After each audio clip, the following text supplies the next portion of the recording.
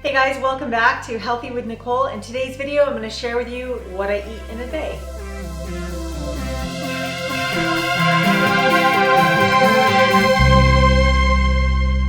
I have had a lot of questions about what I eat in a typical day now that I've transitioned away from the carnivore diet and started to add more foods into my diet. So I wanted to talk a little bit more about what foods I'm eating and why, and give you a kind of a general idea of a typical day for me. So one thing I do different is as soon as I wake up now, I eat right away. I used to do a lot more fasting, which was wonderful for my gut. As you know, I had ulcerative colitis, which the carnivore and fasting helped tremendously. And now I no longer have colitis, so I've been able to add in some new foods, and I also don't need to fast anymore. And also, thyroid health and fasting don't really mix. And so for that reason, now I'm focused on the thyroid and keeping those things in balance now that my gut is healed. So with that, I'll show you my first meal is when I typically wake up in the morning, and it's kind of like breakfast number one. And that's usually some yogurt and berries. So I have done great with dairy. Not everybody does, but I do like yogurt in the morning and mixed with berries, so that I want to have a combination of fat, protein, and carbohydrates now pretty much every time I eat.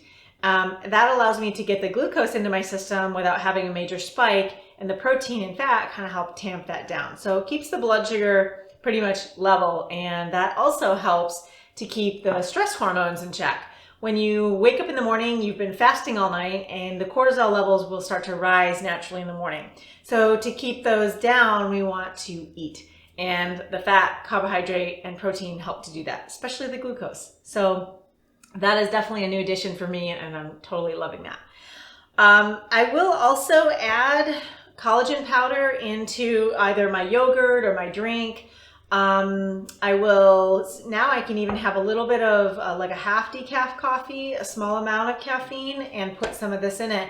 What I have found is that coffee on an empty stomach is terrible, but I can have a little bit if I mix it with glucose and fat and protein, because caffeine mobilizes glucose. So if you're not eating it, it tends to cause more of that hypoglycemic reaction, as well as the adrenaline and cortisol really going crazy. So adding collagen has been really good for me because one, my skin, my hair, my nails love it, but also it's really kind of in the carnivore diet, we focus on meat and muscle meats a lot. And so we tend to get much more methionine in our diet and not enough glycine, which comes from the collagen.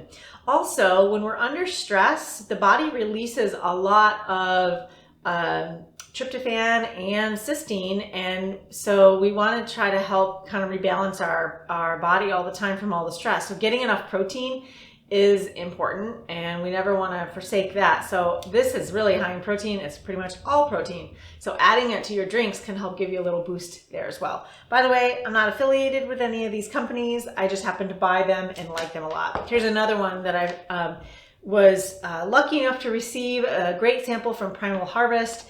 And again, no affiliation with this company, but I really like their product. And this is just basically their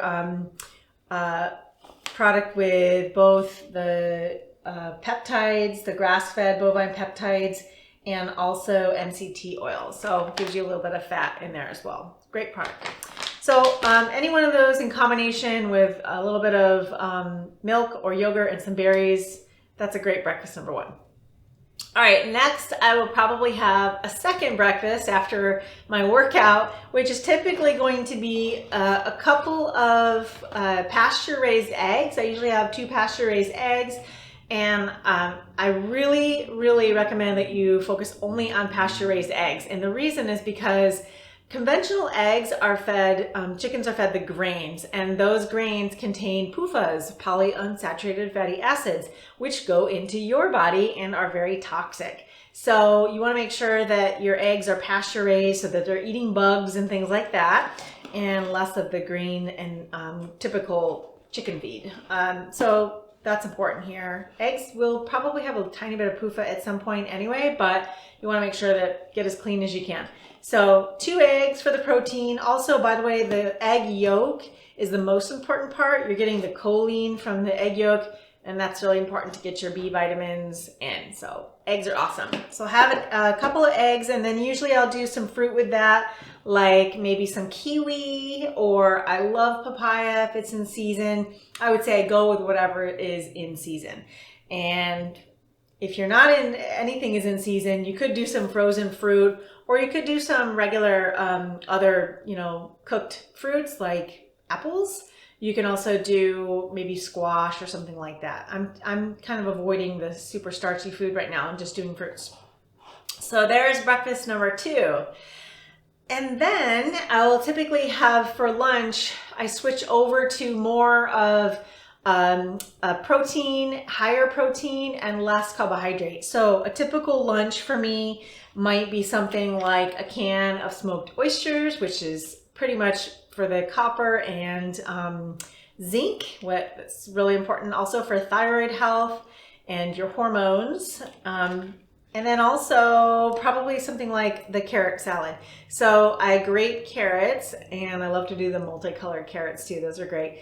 But having the grated carrots is really important for your gut health because it helps to pull out endotoxins that live in the gut. And these can wreak havoc on your body. So you do need something to pull it out. And carrots actually are great for that because they're naturally antibacterial. And I'll talk more about some other foods that can do that. But the carrot salad, or even just, a couple of raw carrots, they have to be raw, and a protein source, typical lunch for me. I might even have a slice of raw goat cheese or raw cheddar cheese, something like that, along with this, and even like as a dessert. So that is a typical lunch. And then oftentimes a snack in the afternoon. Again, I might go back to the carrot salad. I might do a little bit more yogurt and fruit, or maybe cheese and fruit, melons and something like that. Sometimes I'll do like a stone fruit, peach or nectarine, plums. Again, it's probably going to depend on the time of year, but I will always put a little protein with it. So if I don't have cheese or yogurt, or some lean protein or something to go with it, I would probably put a little collagen in a drink. And so that way it'll help to keep the blood glucose from going too high. So kind of avoid that spike, which will make you hungry and tired later. So that takes us to dinner. And my dinner, I will often eat, again, protein. Again, I'm using a leaner protein. So this is ground yak meat, and ruminant animal is still going to be by far the best protein to consume because it carries the most nutrients. And then another option is going to be like wild caught fish, and I will often do cod or flounder. And you might say, well, this is very lean, and why are you doing lean meats? So I am getting fat in from all of these sources, but I am focusing on saturated fat only. So you'll see a little bit from the dairy, you'll see a little bit from the cheese, and I'm cooking with butter or ghee. And so I am getting it in, but I'm getting lower amounts for sure. And right now, this is kind of what I'm feeling like. I might crave more come the winter months. We'll see. We'll keep you postponed or keep you tuned in on what I'm eating. But I will say that the meats are definitely a daily for me. So whether it's going to be a muscle meat like, yak or bison or ground beef, it's always grass-fed. And another thing that's not pictured here that I eat a lot of is grass-fed beef liver. So I try to have maybe 4 ounces once or twice a week in my diet, and the same thing with the oysters. Once or twice a week is enough, and the rest is going to be probably seafood and lean beef. You'll notice that I have no pork or chicken in here at all. Just not something I like to eat, and they typically have higher omega-6 fatty acids. I'm just not a fan of them. So not to say that they're not good, just something that I don't typically include in my meal. All right, so that's pretty much a day of eating, and I might even do a snack depending on what time my dinner was. I might have something before I go to bed, like a piece of cheese. I might even have a little bit of fruit with it, or sometimes I'll have a glass of milk. The reason is because I like the calcium. I'm also going to put a little bit of salt in it. Salt helps to bring the cortisol levels down, which helps you to sleep better at night. So these are all things that I'm including for a purpose. Every food has its reason behind it. The fruit is giving me the glucose for my thyroid as well as vitamin C. And the carrots and the mushrooms have the fiber for endotoxins and pulling out exogenous estrogens. The protein, obviously protein, super important to get enough protein in. And the fat is specifically with saturated fats. And then of course, the glycine balancing effect of collagen and gelatin. So there you go. There's a pretty much day of eating for me in my life, and I'll show you some more to come on the expansion of foods as I add them on. But we'll keep you posted on changes as they come. If you like that video, give it a thumbs up and like and subscribe. See you in the